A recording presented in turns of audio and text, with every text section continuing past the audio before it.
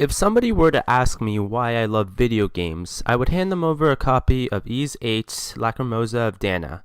It's not necessarily my game of the year for 2017, but it succeeded in reminding me why I always find myself going back to the medium. And this boils down to its absolutely incredible battle system that kept me coming back for more. This is the brilliance of Ys VIII Lacrimosa of Dana. The Ys series has always featured fast-paced and buttery smooth action RPG gameplay, and Ys VIII provides the greatest gameplay experience yet. It's got extremely fluid and fast-responding controls and seamless switching between party members. The game has 6 playable characters, and it hits that perfect sweet spot where everybody feels unique and interesting while also making sure that it's not tedious to learn a new character. Personally, I spent a roughly equal amount of time using each party member because they were honestly all useful in different situations. Each character uses one of 3 attributes.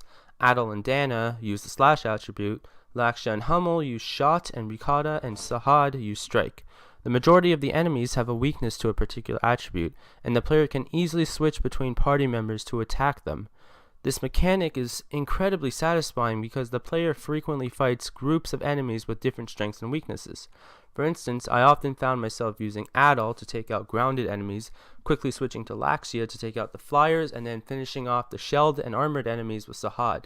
The transition between characters is instant, and it's incredibly rewarding to choose the right attribute for an enemy and then taking them out.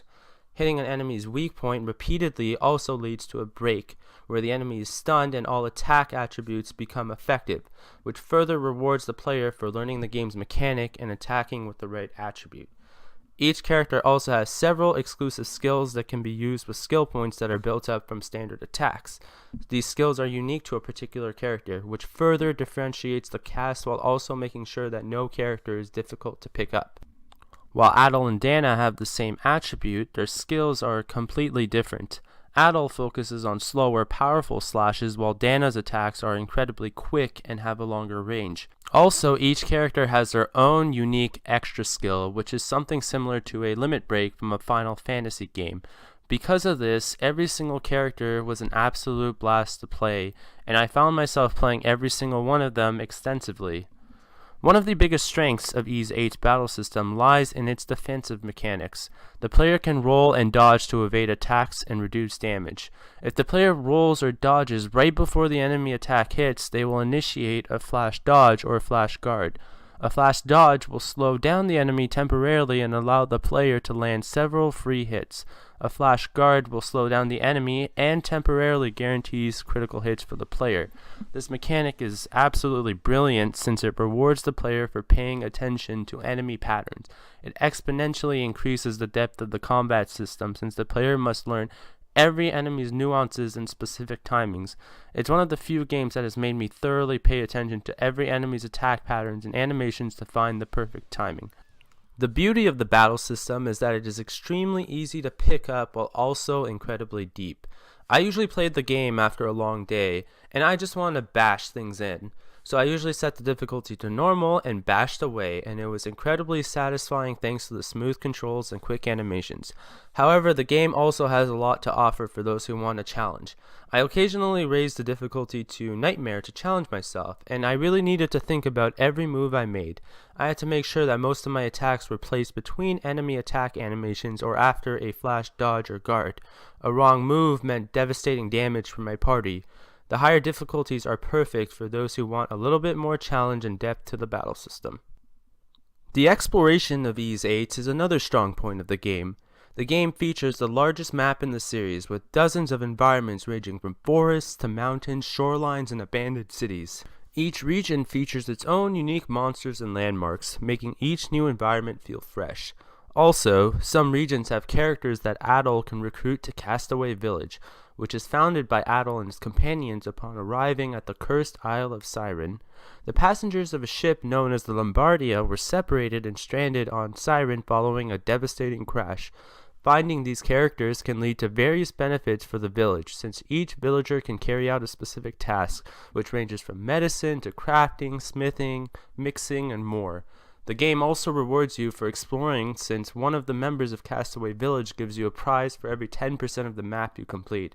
I had an absolute blast exploring the beautiful environments of Ys VIII, and I found myself searching every nook and cranny of the deserted island. The game also features a lot of additional content for the player.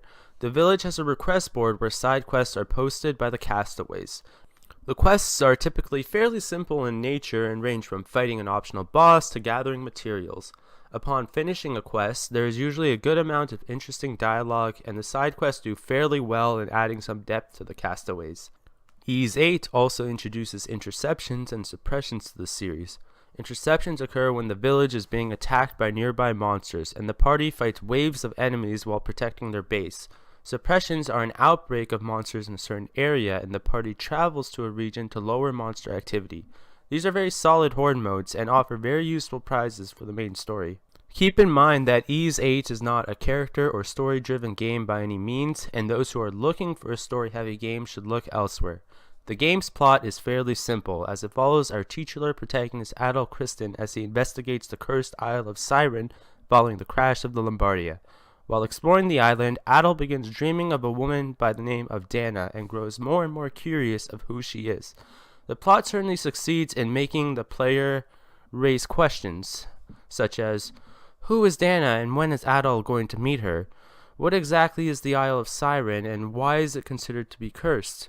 Will the passengers of Lombardia be able to escape the island and return to their normal lives? While I personally enjoyed seeing how these questions were answered throughout the game, the plot is fairly average overall. The middle of the narrative is bogged down by the party discussing the new areas that they find on Siren, with the occasional subplot or Dana scene. The game's climax certainly does pick up, but it still doesn't reach the highs of series like Persona or The Legend of Heroes. The characters are also fairly one-note and fall into your typical anime tropes. While there is some development there, it certainly leaves a bit to be desired.